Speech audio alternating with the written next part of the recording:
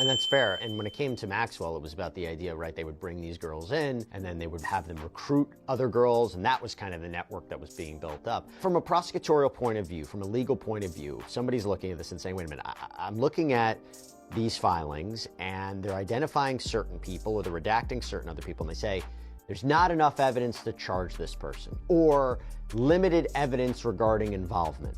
What does that mean? So for a layperson, what does that mean? The narrative many expected to explode has instead taken an unexpected turn. For months, speculation swirled that newly reviewed records would expose a hidden network of powerful figures connected to Jeffrey Epstein. But when the Federal Bureau of Investigation released its summary, it stated there was no verified client list, no confirmed blackmail archive, and no substantiated evidence implicating third-party elites, placing criminal responsibility solely on Epstein and Ghislaine Maxwell. Rather than settling the controversy, that conclusion intensified suspicion. Internal communications reportedly referenced the review of more than 3 million pages of material and over 1 million photos and videos. Yet investigators say no proof emerged tying prominent outsiders to the crimes. The timeline only deepened confusion. In February 2025, Pam Bondi stated, "This just broke moments ago. Democrats on the House Oversight Committee have released photos from Jeffrey Epstein's estate. We're getting dribs and drabs of this, and we had some pictures already, and here's some. There are some that show Donald Trump, Bill Clinton, Steve Bannon, Bill Gates, and others. None of the released images depicts any misconduct. None is believed to depict underage girls. It was not immediately clear when or where they were taken or by whom." Publicly that a client list was on her desk. By July 7, 2025, the United States Department of Justice maintained that no such document existed. Lawmakers from the United States Congress pushed for broader transparency in November. Partial disclosures began in December, but slowed amid further internal review. Meanwhile, some victims have described being trafficked to influential individuals, though official memoranda characterize those accounts as unverified. What was presented as a definitive closing chapter instead feels, to many observers, incomplete. Whether that perception reflects gaps in evidence, limits of prosecution, or simply public distrust remains the unresolved question. The United States Department of Justice describes the inquiry as one of the most comprehensive reviews in recent history. So first, I think we just have to say, and you set it up well, there are two real storylines here. One is what is in these files that we can see and that we can actually learn. We're going to get on that first. There's also the story about what is not in these files or what is heavily redacted, because that is also sparking a nerve. Correspondence dated March 20th. 2025 outlines coordinated teams of agents and prosecutors examining more than 1 million photos and videos recovered from devices seized in 2019. According to those summaries, any file that could depict a woman under 30 was isolated, indexed, and preserved as potential evidence. Investigators also detail property searches in New York City and the United States Virgin Islands.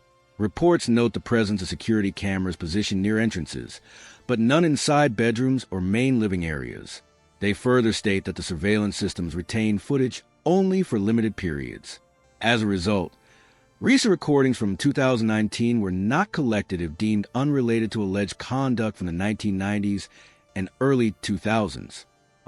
Does defy common sense for any common criminal. Why would you maintain your own evidentiary criminality? But to Jason Chaffetz's point, that doesn't mean there aren't clients. Just because there might not be a list doesn't mean there are not clients. And Ghislaine Maxwell could be put to the test on naming the names, creating the list after the fact of people that she saw on the plane, Buck, or at the island. And paper.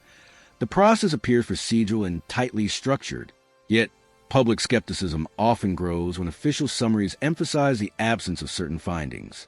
Critics argue that investigative conclusions depend not only on what is uncovered, but also on what records were preserved, overwritten, or never created. Supporters counter that exhaustive cataloging and documented methodology strengthen the credibility of the review. The tension lies in that gap between documented evidence and public expectation, where technical completeness does not always translate into public trust. On July 7, 2025, the United States Department of Justice announced that Jeffrey Epstein did not maintain a verified client list and that no additional records. The Justice Department has finally released some of the highly anticipated Epstein files. More than 300,000 pages of documents related to the late convicted sex offender were made public today. They include photos, flight logs, grand jury testimony, and a lot of heavy redactions. Would be released.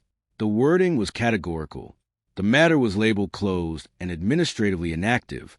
But months earlier, in February 2025, Attorney General Pam Bondi told a national television audience that an Epstein client list was sitting on her desk. That phrasing reverberated. It circulated widely online, amplified by commentators, and intensified calls from lawmakers for broader disclosure. Then the framing shifted. An internal email dated December 30th, 2024 clarified that the address book introduced during trial proceedings was not a client list in the sense portrayed publicly. It stated directly that no formal list identifying criminal participants existed in the evidentiary record. The contrast between those statements became the focal point of public debate.